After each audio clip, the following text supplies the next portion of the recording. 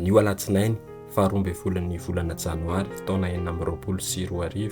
Evanjely Masina nosoratan'i Masina Marka, nala natao amin'ny toko voalohany, 4:4 hatramin'ny 20.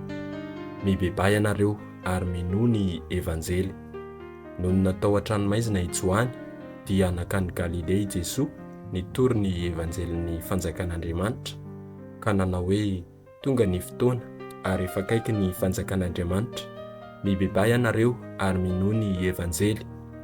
Nony nandalo teny amoron-dranomasin'i Galilea Izy, dia nahitany Simona sy Andre rahalainy nanarato teo amin'ny ranomasina, fa mpanarato izy ireo. Ary hoy Jesoa taminy, andeha anaraka ahy, fa ataoko mpanarato olona ianareo. Dia nandao niarato niaraka tamin'izay izy ireo ka nanaraka azy. Nony nandeha kelikely izy, dia nahitany Jakoba zanak'i Zebede sy Joany rahalainy, izay teo an-tsambo kely koa nanamboatra ny aratony, dia niantso azy niaraka tamin'izay izy, ka nilaozan'izy mirahalahy teo an-tsambo kely ny Zebede rainy sy ny mpikaramany, fa lasa nanaraka an Jesoa izy. Izany ary ny tenin'ny Tompo, derany ao anao ry Kristy.